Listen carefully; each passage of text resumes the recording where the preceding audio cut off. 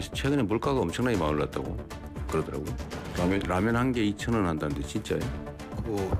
아무래도 저희 정치적 불확실성 때문에 가공식품 위주로 제가 좀 눌러놨던 것들이 뭐 맥주랄지 라면이랄지 네. 그런 부분 많이 좀 오른 부분 좀 있습니다. 여러 가지 요인들이 있겠죠. 다 세상에 이유 없는 일이 없으니까. 물가 문제가 우리 국민들한테 너무 큰 고통을 주기 때문에 현황하고 혹 가능한 대책이 뭐가 있을지를 한번 챙겨서 다음 회의 이전이라도 좀 보고를 좀 해주면 좋겠습니다. 네, 정부의 비상경제점검 TF에서 이재명 대통령이 언급했던 내용 한번 들어보셨습니다. 물가 안정 대책이라는 것은 어느 정부에 있어서나 굉장히 큰 숙제가 될 수밖에 없는데요. 물가가 얼마나 올랐고 특히 어떤 품목이 올랐고 그런데 이거를 이렇게 인위적으로 잡을 수 있는 건지 어떻게 잡아야 되는지 이런 부분까지 자세히 분석해 보도록 하겠습니다. 김대종 세종대학교 경영학부 교수님 전화로 연결하겠습니다. 교수님 나와 계십니까? 예, 안녕하십니까. 김대종입니다. 예, 안녕하십니까 교수님. 이재명 대통령 취임사에서도 그렇고요. 이후로도 그렇고 계속 민생 회복과 경제 살리기 굉장히 강조를 하고 있어요. 여기서 나온 게 이제 또 하나가 라면 2,000원으로 대표되는 물가 안정이거든요. 물가 안정부터 강조하는 데에는 이유가 있다고 봐야겠죠? 예, 그렇습니다. 모든 나라가 물가 안정이 가장 중요합니다. 예. 우리가 이제 물가가 만약에 오르게 되면 근로자들은 회사에 가서 월급을 올려달라고 합니다. 또 그러면 이제 기업이 월급을 올려주게 되면 또 판매 가격을 올리게 되는 겁니다. 그래서 이제 경제 악순환을 불러오는 것이 바로 물가 인상이다. 예. 우리 경제학자들이 이제 물가가 오르는 가장 큰 이유는 시중에 돈이 많이 풀리면 그렇죠. 사람들이 예. 물건을 많이 쓰려고 합니다.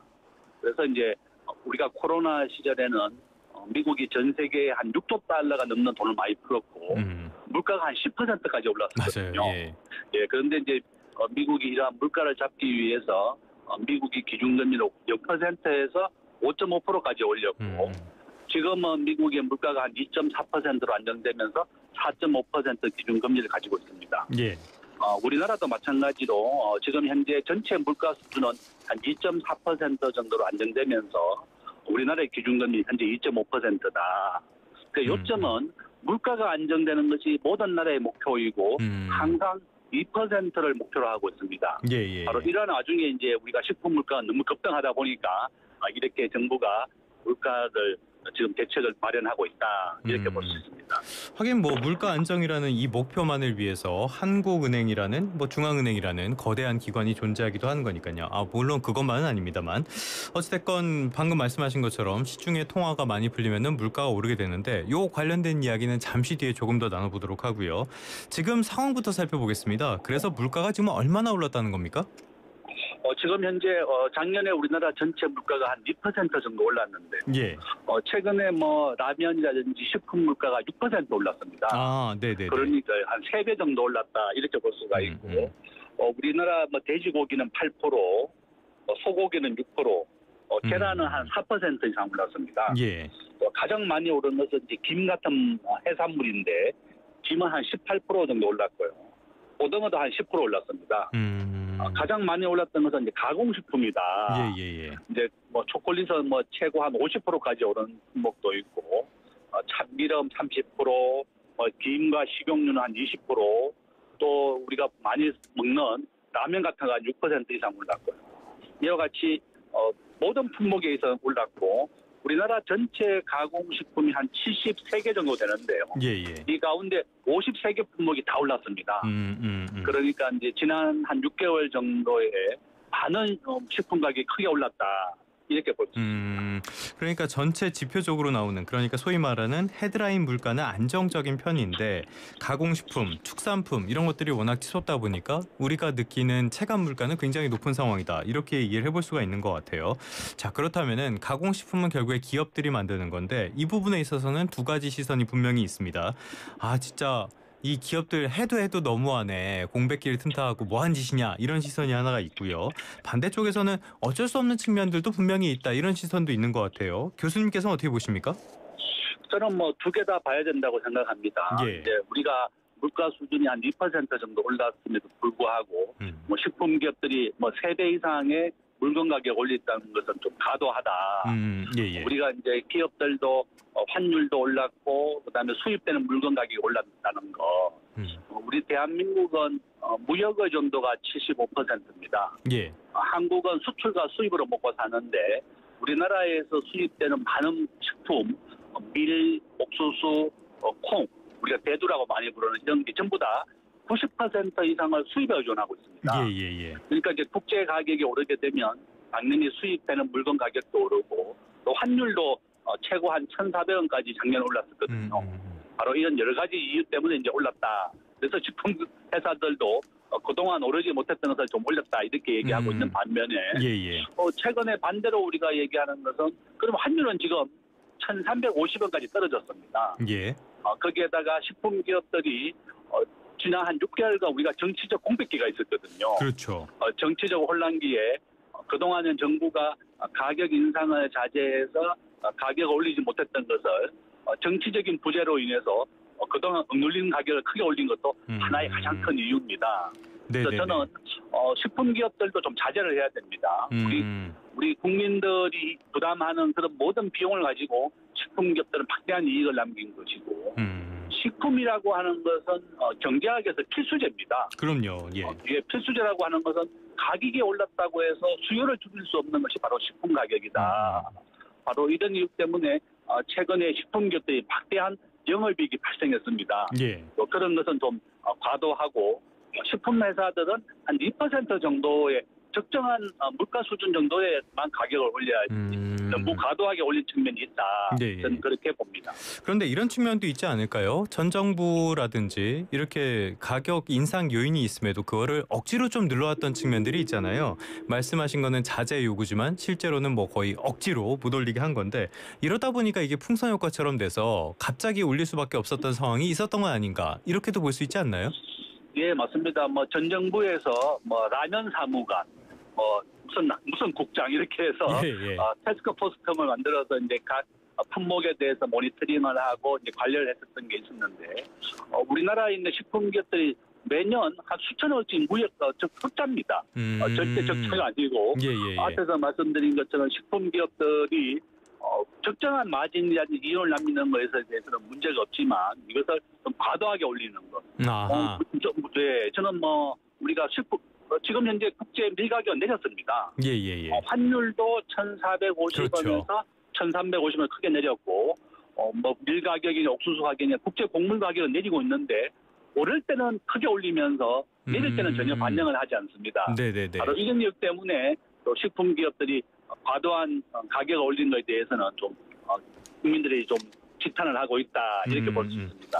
일단 업체들의 입장을 제가 말씀을 드렸는데 이 입장이 정말 맞는 건지 이 부분도 점검해 볼 필요는 있을 것 같고요.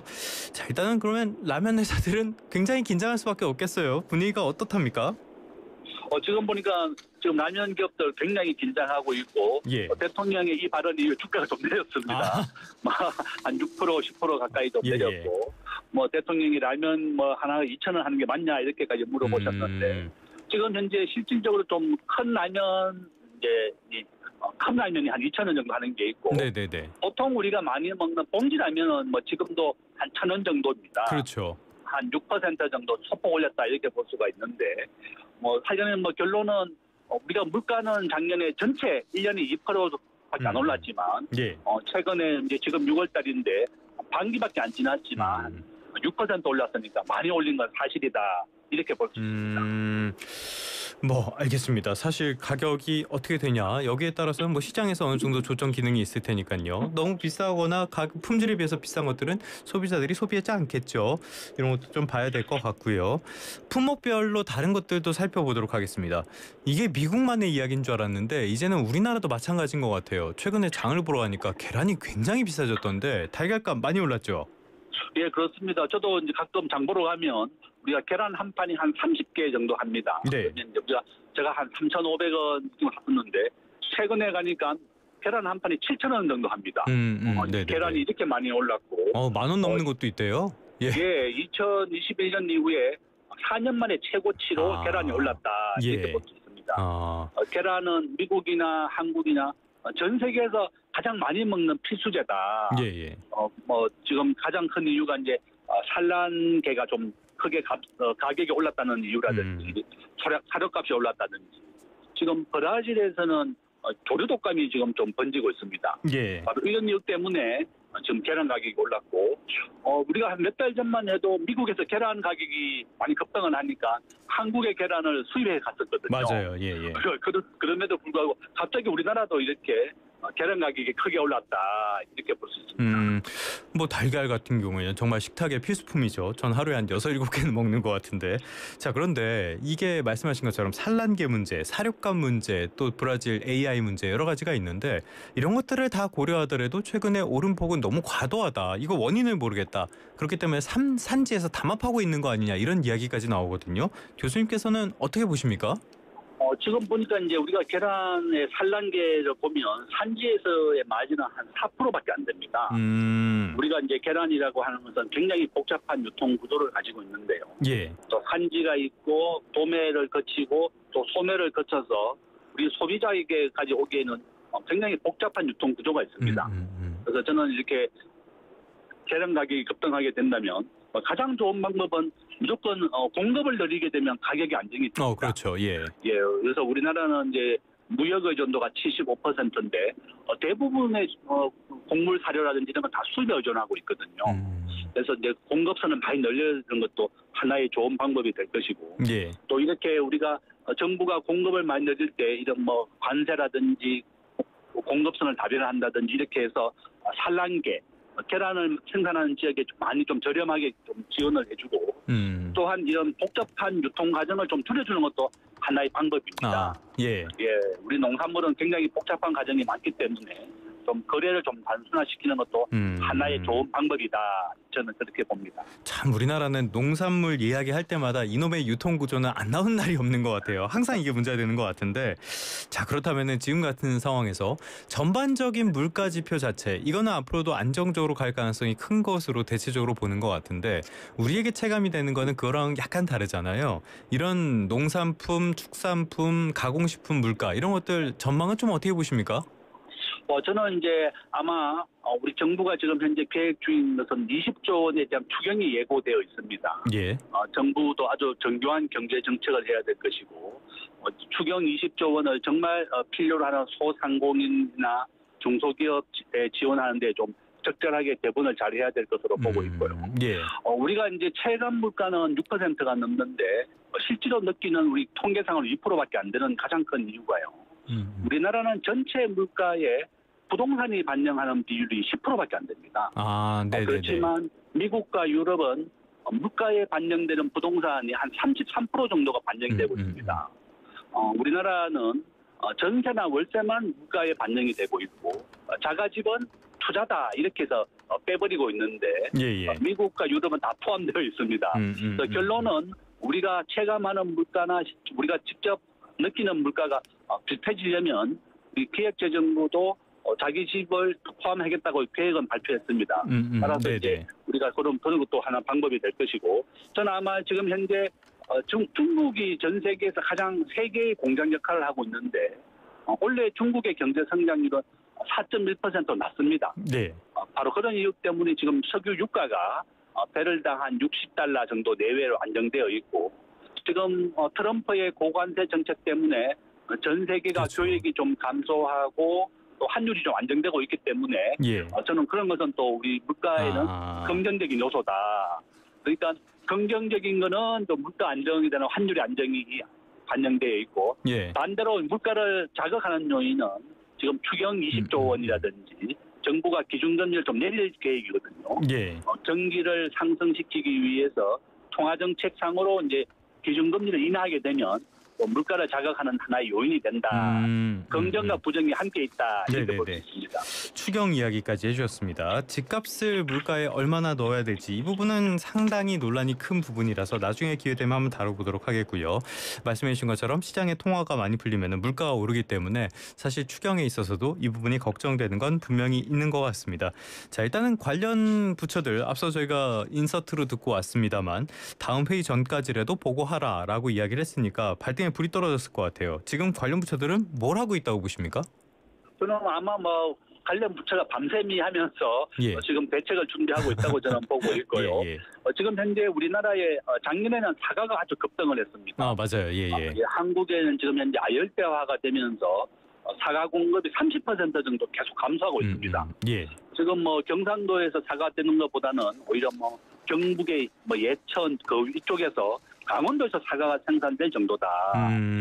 한국이 완전히 아열대화가 되고 있고 뭐 기후 변화라든지 이런 거에 대해서 그래서 결론은 농축산물이라든지 이런 거에 대해서 비축을 확대해야 됩니다. 예. 언제든지 이렇게 우리 국민들이 가장 많이 먹는 사과라든지 계란이라든지 많은 거에 대해서는 비축을 좀 확대해놔야 되고 특히 사과 같은 것은 비축을 1년 이상 할 수가 있거든요. 예. 비축이 가능한 것은 좀 비축을 늘려야 되겠고 지금 해당 부처에서도 굉장히 많은 준비를 하고 있는데 저는 앞에서 말씀드린 것처럼 수입을 늘려서 공급량을 늘리는 것이 가장 좋다.